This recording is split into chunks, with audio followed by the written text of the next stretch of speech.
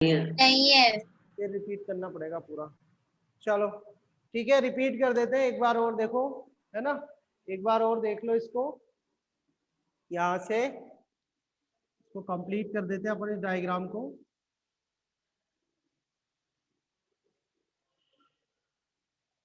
ठीक है, तो देखो in this lecture we will study about the mirrors, what are the mirrors, what are the types of mirrors and what are the terms related to the mirrors. ठीक है, इस वाला आज का जो अपना लेक्चर है, उस लेक्चर में अपन स्टडी करेंगे कि मिरर क्या होते हैं, मिरर कितनी तरीके के होते हैं, और मिरर से रिलेटेड कौन कौन सी टर्म्स हैं जो अपन को याद रखना जरूरी है, क्योंकि जब अपन इमेज फॉर्मेशन करेंगे तो हमको वो टर्म्स आनी चाहिए। ठीक है ना, ये चीजें हमको स्टडी करनी है।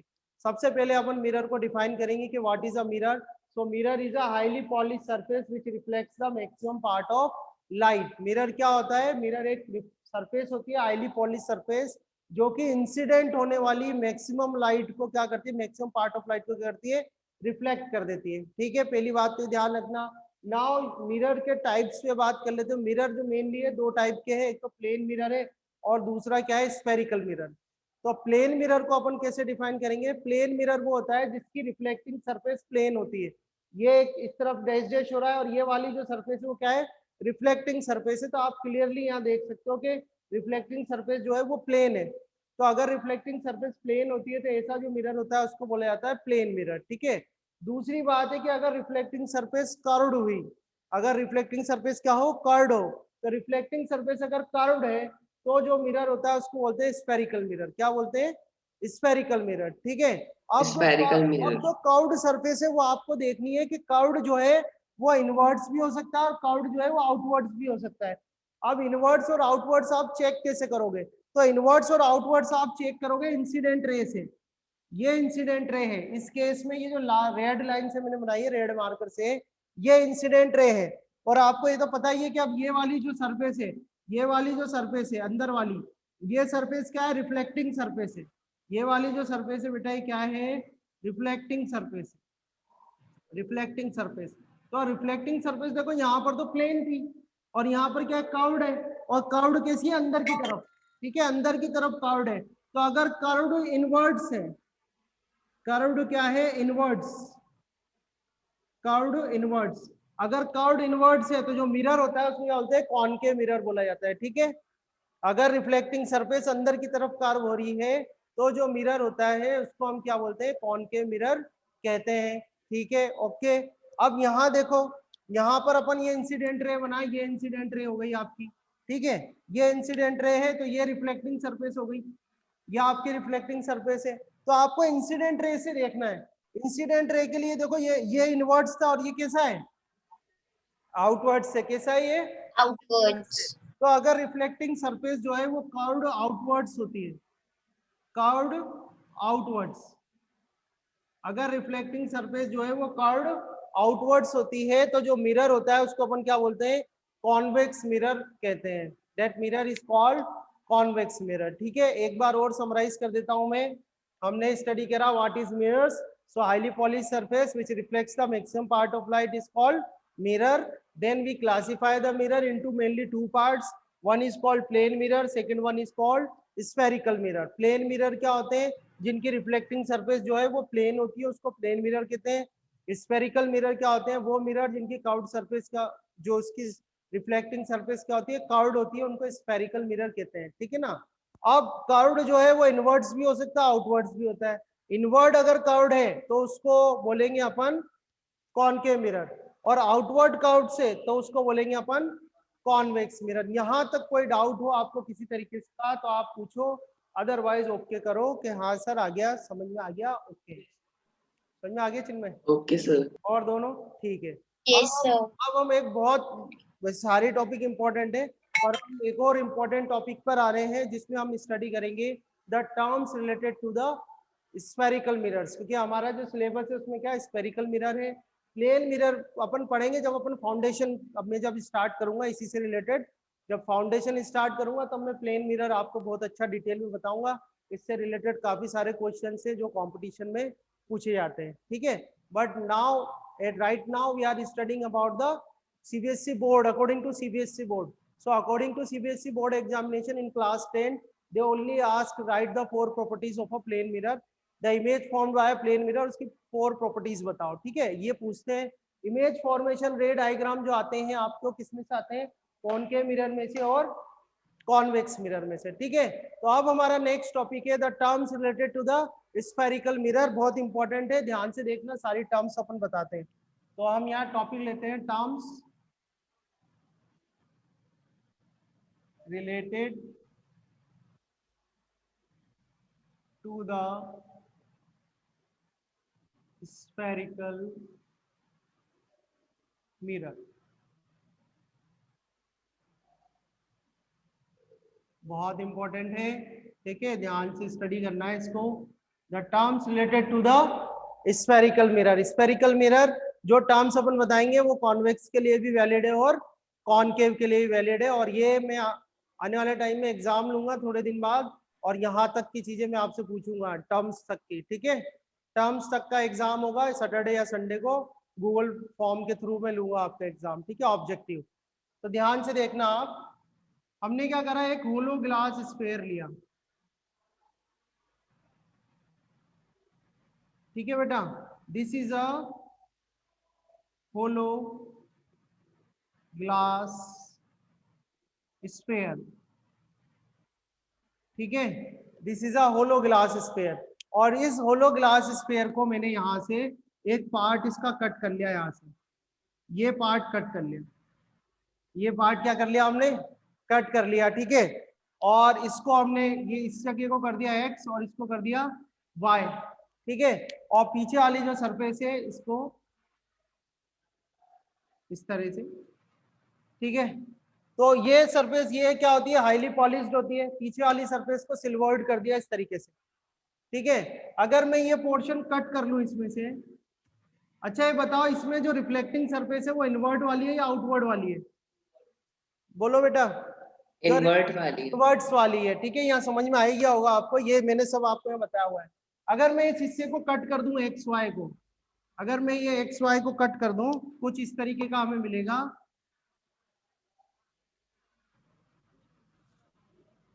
मिलेगा नहीं मिलेगा, ये आपका एक्स हो गया, ये आपका वाई हो गया, ठीक है। और ये आप ये सब मिलेगा, तरीके का ये पीस ऑफ गिलास आप अलग कर लोगे, ठीक है। Then this is a reflecting surface, अंदर वाली रिफ्लेक्टिंग सरफेस है।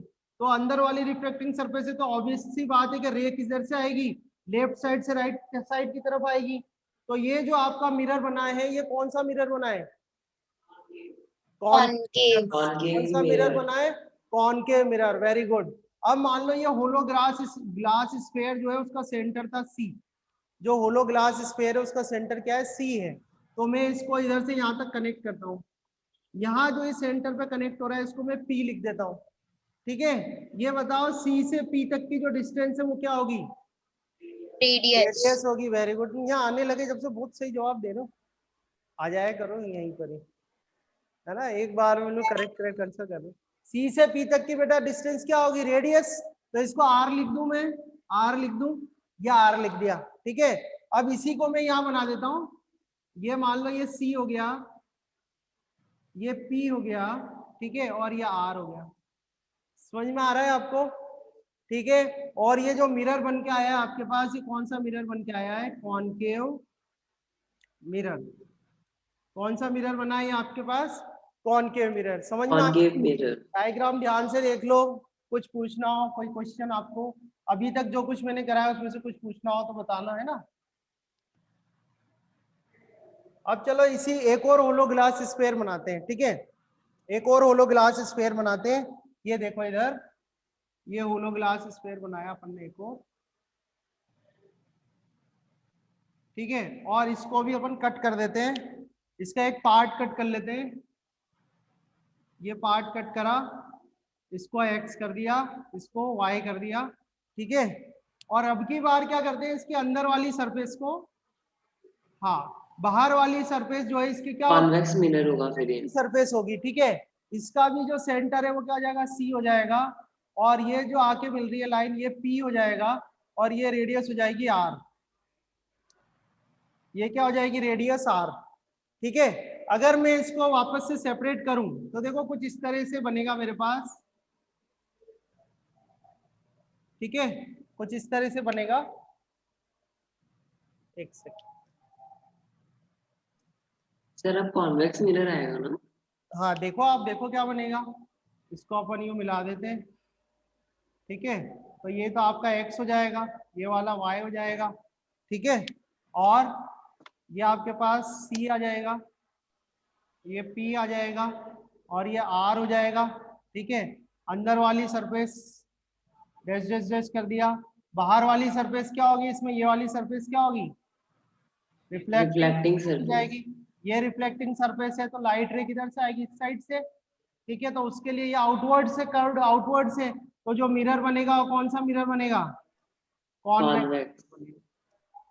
समझ में आया नहीं आया, बोर्ड पे देखो आप, ठीक है। एक एक करके टर्म बताता हूं मैं जो बोर्ड पे बना हुआ है, दोनों डायग्राम। एंजल आया समझ में? Yes, sir. तो बेटा अब आपको पता चल गया कि भाई कॉनकेव मिरर कैसे बनाया मैंने और कॉन्वेक्स मिरर कैसे बनाया। अब हमको इसमें देखनी है टर्म्स, टर्म्स कौन कौन सी यूज हो रही है, जो कि जब आप न्यूमेरिकल करोगे, जब आप न्यूमेरिकल करोगे तब आपके काम आएगी, और वैसे आपको नॉलेज होनी चाहिए। इस नॉलेज के बगैर आप किसी भी इमेज फॉर्म नहीं कर पाओगे मिरर की, ठीक है। तो ध्यान से देखना टर्म्स कौन कौन सी है, नोट्स आपके पास है ही। पहला वाला जो टर्म है वो है centre of curvature, centre of curvature. Centre of curvature को किससे डिनोट करते हैं, सी से डिनोट करते हैं। किससे डिनोट करते हैं, सी से। सेंटर ऑफ कर्वेचर को कैसे डिफाइन करेंगे, देखो ये जो टर्म्स मैं बता रहा हूं, these are the terms for the spherical mirror. तो these terms are the definition of these terms are valid for convex mirror and concave mirror, both, दोनों के लिए वैलिड है, ठीक है। तो सबसे पहले हम लिखेंगे सेंटर ऑफ कर्वेचर। तो सेंटर ऑफ कर्वेचर होता क्या है, सेंटर ऑफ कर्वेचर होता है, it is a centre of, it is a center of hollow glass sphere from which mirror is, mirror मतलब spherical mirror, ठीक है। from which mirror is यानी कि spherical mirror is formed। बोलो भाई, हो जाएगा याद, कोई दिक्कत है? सेंटर ऑफ कर्वेचर को किससे डिनोट करोगे आप, सी से डिनोट करते हैं, कैपिटल सी ये बना हुआ है। तो सेंटर ऑफ कर्वेचर क्या होता है, किसी भी मिरर का, स्फेरिकल मिरर का सेंटर ऑफ कर्वेचर क्या होता है, it is the centre of a hollow glass sphere from which spherical mirror is formed. उसको क्या बोलते हैं अपन, सेंटर ऑफ कर्वेचर बोलते हैं, जिसको कि सी से डिनोट किया गया है, ठीक है। इसके बाद नेक्स्ट क्या है, नेक्स्ट किसको डिफाइन करूं मैं, नेक्स्ट डिफाइन कर देते हैं radius of curvature, radius of curvature, ठीक है। Radius of curvature R. तो रेडियस ऑफ कर्वेचर किसकी, रेडियस ऑफ कर्वेचर किसका, centre of curvature, hollow glass. Hollow glass. नहीं, स्फेरिकल मिरर भाई, स्फेरिकल मिरर के लिए लिख रहे हो। This is the centre of curvature definition for spherical mirror. Spherical mirror के लिए जो सेंटर ऑफ कर्वेचर होता है उसकी डेफिनेशन है ये, इनके लिए लिख रहे हैं अपन सारी डेफिनेशन, इनके लिए, ये जो बने इनमें से निकल निकल के उनके लिए लिख रहे हैं। So centre of curvature of a spherical mirror is what, it is a centre of hollow glass sphere from which mirror is formed.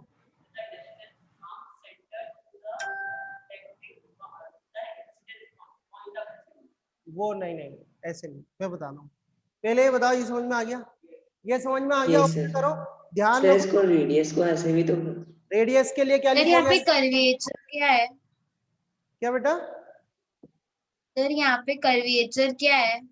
Curvature देखो, यहाँ देखो, जब ये पूरा सर्कल था तो सर्कल के लिए तो रेडियस, सर्कल के लिए तो रेडियस लिखा आपने, पर आपने ये सर्कल को कट कर दिया, तो ये एक कर्व है आपके पास, आप ये नहीं कह सकते कि ये सर्कल है या कुछ है, आपने जो स्फेयर था उसमें से ये हिस्सा कट करा है, तो ये एक कर्व है, इसको कर्वेचर बोलते हैं, इस चीज को कर्वेचर बोलते हैं। समझ में आ गया एंजल, ठीक है, यस सर। इस चीज को कर्वेचर बोलते हैं, ये कर्वेचर है, ठीक है बेटा, है ना। अब radius of sphere, radius of curvature क्या होगा, स्फेरिकल मिरर के लिए रेडियस ऑफ कर्वेचर क्या होता है, तो ये क्या होता है, देखो इधर पूरा दिख रहा है आपको? इसको क्या लिखेंगे अपन? It is a radius, it is a radius of hollow. hollow glass sphere हाँ वेरी गुड, from which बहुत आसान आसान डेफिनेशन है। mirror hollow glass sphere from which from which mirror mirror is is formed। Formed. Sir ये तो same ही है, बस centre की जगह रेडियस लिख हाँ दिया। बस ये डेफिनेशन ही ऐसी बनाई है अपन ने। होलो मतलब कांच का कोई स्फीयर है, उसको ऐसे कट कर दिया तो उससे बन जाएगा। ठीक है, ऐसा डेफिनेशन है। समझ में आया बेटा? यहाँ पर सेंटर ऑफ कर्वेचर समझ में आ गया।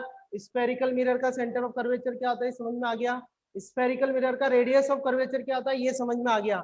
अब मैं आपसे पूछूं कि अगला जो डेफिनेशन है अपना, ये सब जुड़े हुए हैं एक दूसरे से, ठीक है, इसको अपन हटा देते हैं, एक तो बना ही हुआ है अपने पास, उधर से देख लेंगे, ठीक है ना। अब अगली जो डेफिनेशन है वो है इस पी की। ये जो पी दिख रहा है आपको, ये पी, इस पी को बोलते हैं पोल। क्या बोलते हैं? पोल, POLE, पोल। पोल। किससे डिनोट करते हैं? पी से, ठीक है। तो सर पोल पोल, को ये कह सकते हैं ना कि it is the centre of the spherical अभी मिरर। अभी तो रे ही नहीं है ना कहीं पर भी, अभी तो रे ही नहीं है, तो अभी कहाँ से पॉइंट ऑफ इंस्पिरेशन? हाँ पूछो भाई हर्षित, क्या पूछ रहे हो? क्वेश्चन क्या है? सर मैं कह रहा था कि पोल को ये कह सकते हैं ना, it is the centre of the spherical mirror. नहीं नहीं, डेफिनेशंस में बता रहा हूँ आपको, यही याद रखनी है, ठीक है। आपको कुछ नहीं करना है, जो डेफिनेशन बोर्ड पे लिखे उसको एज इट इज करना है, ठीक है। पोल क्या होता है? पोल क्या होगा? पोल को कैसे डिफाइन करोगे? It is a centre of spherical mirror. Spherical mirror, spherical mirror जो होता है उसका सेंटर, मिड पॉइंट, यहाँ पर सेंटर जो होता है, मिडिल में जो पॉइंट है, यानी ये जो प्लेस है यहाँ पर, इसके यहाँ पर ये पॉइंट पी बनाया हुआ है अपन ने, इसको बोलते हैं पोल। पोल क्या होता है? It is a centre of spherical mirror. Spherical mirror में जो ये सेंटर है उसको अपन पोल बोलते हैं। समझ में आ गया यहाँ तक? ठीक है।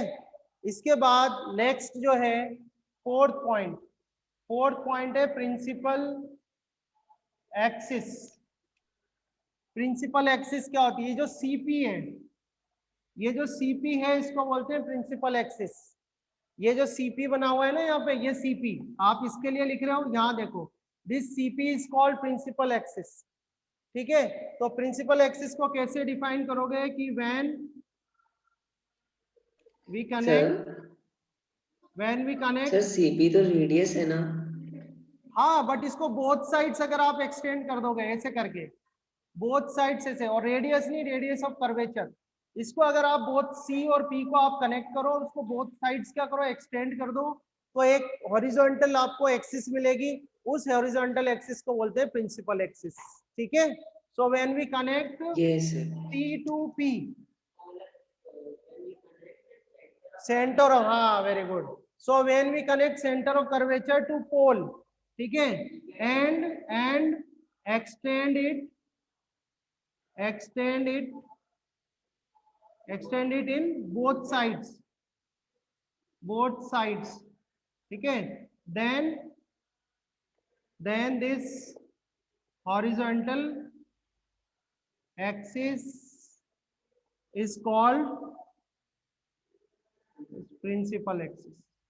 अभी हमारे डायग्राम में तो हॉरिजॉन्टल ही है ये, तो हमने उसी के रिगार्डिंग लिख दी है, नहीं तो सीधी सी बात है, सेंटर ऑफ कर्वेचर और पोल को आप कनेक्ट करो और उस लाइन को दोनों साइड में एक्सटेंड कर दो, तो जो एक्सिस बनती है उसको क्या बोलते हैं? प्रिंसिपल एक्सिस बोलते हैं, ठीक है। तो यहाँ तक बोलो, समझ में आया? ठीक है, समझ में आया चिन्मय? Yes sir. यहाँ तक आया समझ में? तो हमने क्या क्या क्या डिफाइन कर लिया?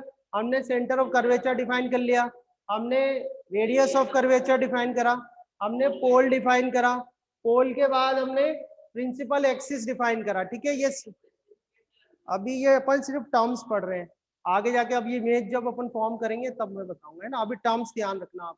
यहाँ तक आ गया भाई समझ में? ठीक है। इसके बाद नेक्स्ट, अभी यहाँ स्पेस यहाँ दिख जाएगा आपको। फिफ्थ जो हम डिफाइन करेंगे, फिफ्थ जो डिफाइन करेंगे वो डिफाइन करेंगे एपर्चर।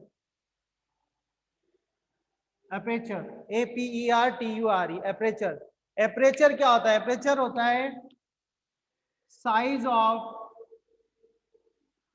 ऑफ स्फेरिकल मिरर, ठीक है, ध्यान देगा। Size of spherical mirror is called its aperture.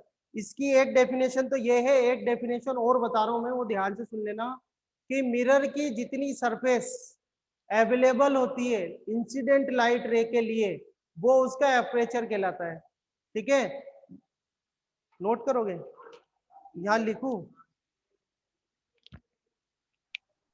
Aperture को आप इस तरह से भी ध्यान रख सकते हो। एपरेचर होता क्या है कि अमाउंट ऑफ सरफेस अवेलेबल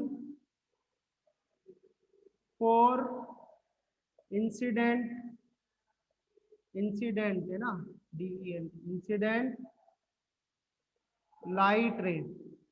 जो इंसिडेंट लाइट रे है उसके लिए मिरर की जितनी सरफेस अवेलेबल रहती है उसको एपरेचर बोलते हैं। और सिंपल याद रखना हो तो एपरेचर होता है क्या है, साइज ऑफ स्फेरिकल मिरर। ठीक है, एक बार ये डेफिनेशंस देख लो फिर अपन आगे। ठीक है, अभी हम एक टॉपिक पढ़ रहे हैं जो ध्यान से देखना क्योंकि मैं आपको इसमें से क्वेश्चन भी करूंगा। यह है प्रिंसिपल फोकस। क्या है? नहीं, ये सब जगह काम आता है तो कॉमन है। प्रिंसिपल फोकस, ठीक है, आप ध्यान से देखना, मैं कुछ डायग्राम बना रहा हूं, है ना, तो भाई बस देखो आप।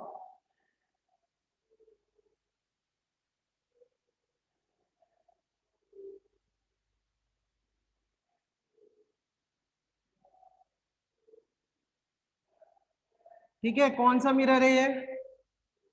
कौन सा मिरर है? कॉनकेव मिरर, कॉनकेव मिरर है। ठीक है, पी क्यू क्या है इसकी?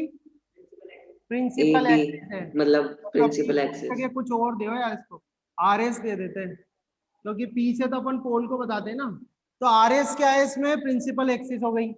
ठीक है, प्रिंसिपल एक्सिस, ये जो है ये क्या है? पोल है, पोल है। पोल हो गया। पोल। अब देखो ध्यान से सुनो, जब भी लाइट रे किसी इंफिनिटी से आती है तो इंफिनिटी से जो लाइट रे आती है वो हमेशा एक दूसरे क्या होती है? पैरेलल होती है। ध्यान रखना आप, इंफिनिटी से अगर कोई लाइट रे आ रही है, इंफिनिटी कोई जैसे सन से लाइट रे आ रही है तो सन की डिस्टेंस बहुत दूर है, तो अगर अपन माने कि वो अपना लाइट सोर्स है तो वहां से जो लाइट रे आएंगी वो क्या आएंगी? एक दूसरे के पैरेलल आएंगी। ठीक है, तो आप यहाँ से देखना ध्यान से कि ये लाइट रे आई और सीधी लाइन नहीं है। ठीक है, ये इंसिडेंट हो गई, ये लाइट रे आई, ये इंसिडेंट हो गई। फिर यहाँ पैरेलल क्यों आएंगे? इसमें देखो, जो भी फार अवे है, जो भी ऑब्जेक्ट फार अवे है, या आप ये कह सकते हो वो अपन लेंगे जब अपन इमेज फॉर्मेशन करेंगे तब मैं आपको और डिटेल में बता दूंगा। अभी मैं आपको प्रिंसिपल फोकस बता देता हूँ पहले ध्यान से। ठीक है, तो आप ये देखोगे कभी भी जो, ये ध्यान रखना कि इंफिनिटी से जो, इंफिनिटी अगर कोई ऑब्जेक्ट है या कोई लाइट सोर्स है इंफिनिटी पर, तो उससे जो लाइट रे आएंगी वो क्या होंगी? पैरेलल होती है। ठीक है, तो मान लो ये एक लाइट रे आ रही है, ये लाइट रे जो है वो प्रिंसिपल एक्सिस के पैरेलल है या नहीं है, ये बताओ, बोलो। है। है सर। ठीक है, तो ध्यान से सुनना, लॉ क्या बोलता है? लॉ ये बोलता है कि if the incident ray is parallel to the principal axis, then after the reflection from the mirror, ठीक है, after the reflection from the mirror they will cut the principal axis at some place। देखो क्या होगा, ध्यान से सुनना, principal axis के parallel आ रही है लाइट रे, यहाँ से इसका रिफ्लेक्शन होगा, रिफ्लेक्शन होकर मान लो ये ऐसे निकली यहाँ, तो ये रिफ्लेक्टेड रे हो गई। ऐसे ये वाली रे भी आ रही है, ये ऐसे निकलेगी, ये इधर से निकली, ये गई। ठीक है, तो ये जो इंसिडेंट रे है और रिफ्लेक्शन के बाद ये प्रिंसिपल एक्सिस को जिस जगह कट करती है उसको प्रिंसिपल फोकस बोलते हैं। क्या बोलते हैं? Principal focus. सर, ये लॉ है जो कि आपको ध्यान रखना है। ये लॉ है कि when the light ray coming, ध्यान से सुनना, एक बार मैं बोल दूं है ना, when the light ray coming parallel to the principal axis, then after the reflection they will cut the principal axis। ठीक है, after the reflection they will cut the principal axis at some place and that is called principal focus। Light रे जो है principal axis के parallel कोई light रे आ रही है तो रिफ्लेक्शन के बाद प्रिंसिपल एक्सिस को वो जहां पर कट करती है वो जो है वो प्रिंसिपल फोकस कहलाता है। अब आप पूछ सकते हो जो भी पूछना है आपको। सर प्रिंसिपल फोकस का यूज क्या है? वो सब आप देखोगे अभी जब आप इमेज फॉर्मेशन करोगे, जब अपन सर, इमेज फॉर्मेशन करेंगे तब मैं आपको बताऊंगा, है ना। अभी ये लॉ ध्यान रखो, अभी प्रिंसिपल फोकस पर, हाँ नहीं नहीं लॉ नहीं, ये हम जो इमेज फॉर्मेशन करते हैं, इमेज फॉर्मेशन के लॉज में आएगा ये, ठीक है। सर वो अपन रिफ्लेक्शन में पढ़ेंगे अभी ये दिस इज फॉर रिफ्लेक्शन, ठीक है, उसके लॉ सर? अलग है उसके। हाँ बोलो एंजल। सर जितनी भी लाइट रेज आती है वो स्ट्राइक कर, ठीक है, अब अपन देख रहे हैं किसके लिए, कॉन्वेक्स मिरर के लिए। एक ये ध्यान रखना, क्लास 10th में मेजोरिटी ऑफ लाइट रे लेफ्ट साइड से राइट साइड की तरफ आएगी। तो ये लाइट रे आई, सो दिस इज अ, ये इंसिडेंट लाइट रे है या रिफ्लेक्टेड लाइट रे है? अब इंसिडेंट नहीं तो इंसिडेंट और ये ना, so this is a incident light रे, ठीक है। अब कॉन्वेक्स मिरर क्या करता है, कॉन्वेक्स मिरर क्या करता है, आप देखो कॉनकेव मिरर क्या कर रहा है, लाइट को कन्वर्ज कर रहा है, रिफ्लेक्ट होने के बाद जो लाइट रे है वो क्या हो रही है, कन्वर्ज हो रही है। कॉन्वेक्स मिरर क्या करता है, डाइवर्ज करता है। कॉन्वेक्स मिरर क्या करता है, डाइवर्ज करता है लाइट रे को इस तरह से। अब ये प्रिंसिपल एक्सिस को कैसे कट करेंगे भाई, अब कैसे कट करेंगे प्रिंसिपल एक्सिस को, तो कैसे करेंगे, ये जो रिफ्लेक्टेड लाइट रे है इसको पीछे की तरफ बढ़ाना है आपको इसे, तो ये इसको कट करेंगे इधर, इसको पीछे बढ़ाओगे इसको कट करेगा इधर, तो ये आपका बन जाएगा प्रिंसिपल फोकस, ठीक है। अब ध्यान से सुनना, आप यहां पर ये रिफ्लेक्टेड रे हैं दोनों, इनको मैंने डॉटेड नहीं बनाया हुआ है, यहाँ पर ये रिफ्लेक्टेड रे है, ये रिफ्लेक्टेड रे है, इनको मैंने पीछे एक्सटेंड करा है और इसको मैंने डॉटेड बनाया हुआ है। इसमें अंतर क्या है, अंतर ये है, ध्यान से सुनना, इमेज कब बनती है, इमेज बनती है जबकि लाइट रेज जो रिफ्लेक्टेड लाइट रेज है वो एक दूसरे को कट करती हैं, ये एक दूसरे से मिलती हैं, ठीक है। हमने जो डेफिनेशन बोली है प्रिंसिपल फोकस की, वो क्या डेफिनेशन बोली है कि when the light ray is coming parallel to the principal axis, then after reflection they cut the principal axis at some place, and that place where it cut the principal axis, that point is called principal focus, यही बोला है अपन ने। so here the light ray is actually cutting the principal axis, the reflected ray is